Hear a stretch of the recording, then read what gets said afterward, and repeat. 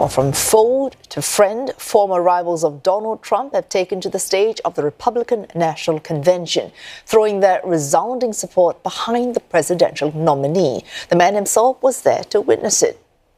Trump welcoming Nikki Haley with a standing ovation. Much of the anticipation had been about her. Ms. Haley fought defiantly against Mr. Trump for months in the primaries, refusing to give up the race. When she eventually did so, she did not want to endorse him. Now all that is apparently water under the bridge. I'll start by making one thing perfectly clear. Donald Trump has my strong endorsement, period.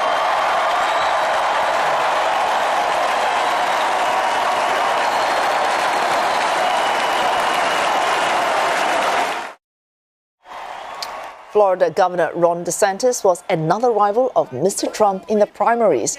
Endorsing the former president, he said life was more affordable under Mr. Trump and America was respected. He accused Joe Biden of failing the nation. I am alarmed that the current president of the United States lacks the capability to discharge the duties of his office.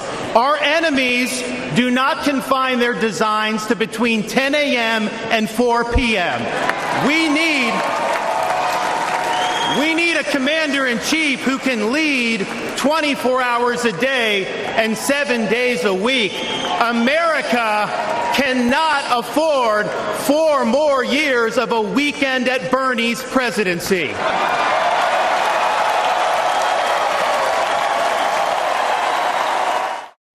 And for more, Simon Marks joins us live from Milwaukee. Simon, you just saw Ron DeSantis there and Nikki Haley. We're now with both these former rivals now uniting behind Mr. Trump. Are we likely to be seeing another surge of support for him?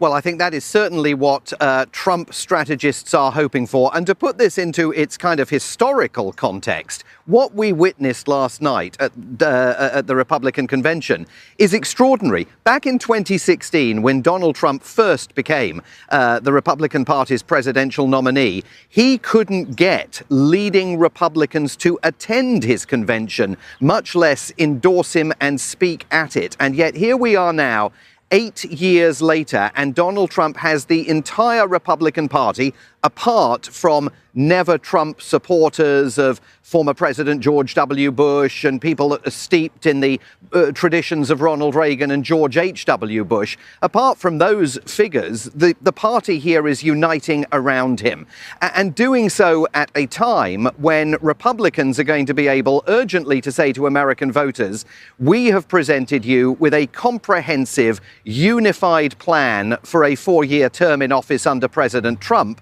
Look at what is taking place within the Democratic Party, because even while we're all here in Milwaukee witnessing these unified scenes, back in Washington, D.C., Joe Biden is facing the stirrings of another uprising against his presidential candidacy, with leading Democrats being told that their current plan to try and force through Joe Biden's nomination in a virtual meeting of delegates long before, weeks before the Democratic convention takes place in Chicago, is too cute by half. There are Democrats writing to the leader of the Democratic National Committee now, warning the DNC not to go ahead with that idea, possibly in the next 2 weeks. So the Republican Party are going to go out across the country and say, we are now the united party. It's the Democrats who suddenly are all at sea. Speaking of the Republicans, we're just over 24 hours since Mr. Trump named his VP pick, that's J.D. Vance. Now they will be campaigning their first joint campaign event on Saturday in the battleground state of Michigan. What would you be looking for in this first joint campaign event? Well, I think political observers are going to be very interested to see the relationship on the campaign trail between Donald Trump and J.D. Vance. We've only seen them together briefly since Donald Trump put his name forward as his running mate. And Donald Trump's not used to sharing the limelight and doesn't do very well when he's required to share the limelight traditionally. So let's see what that looks like when they are out on the stump. And of course, critical to all of this will be how voters themselves respond to the selection of J.D. Vance as Donald Trump's running mate. There are some Republicans here in Milwaukee still grousing about President Trump's decision to go with J.D. Vance. There were people hoping that it might be someone else, Doug Burgum, the governor of North Dakota, Marco Rubio, the senator from Florida, other names that had been bandied about. So J.D. Vance at this point, he'll make his big speech here in a few hours' time to the Republican faithful, officially introducing himself to the convention and to the television audience all over the country. But he's an untested phenomenon in this campaign so far, which is why that appearance in Michigan is going to be so important. Oh, thanks. Simon Marks reporting live just there from Milwaukee. Taiwan says it is willing to take on more responsibility for defending itself after Donald Trump told U.S. media that the island should be paying for U.S. military aid.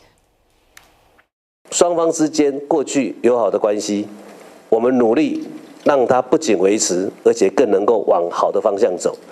双方之间对于台海、印太地区共同的责任，我们愿意付出更多的责任，这是在防卫我们自己，保障我们的安全。 On Tuesday, Mr. Trump told Bloomberg Businessweek, quote, that Taiwan does not give us anything.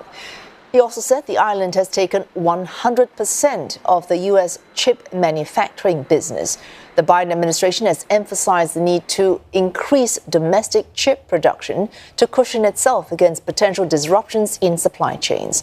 Taiwan's TSMC has plans to build a third fabrication plant in Arizona, bringing the firm's investment in the state to $65 billion. Still, Mr. Trump's comments have cast doubts on America's relations with Taiwan should he become president. The island's government has played down these concerns, saying ties with Washington are in their best era. Earlier we spoke to James Crabtree, Distinguished Visiting Fellow at the European Council on Foreign Relations. He explains how a Trump presidency might affect relations with Taiwan. The United States has a core national security interest in seeking to defend Taiwan. And it is true that Donald Trump likes to complain that US allies are taking the US for a ride and they need to pay more money. But ultimately, the US will do what it perceives to be in its own self-interest. And you could see over the course of the first Trump presidency that Trump became more and more concerned about China. And his policy platforms now have a lot of things that will be very unpleasant for China. So I think it's more likely that under Trump, the US will seek to defend Taiwan and help Taiwan to defend itself, because that is what the US perceives to be in its own interest.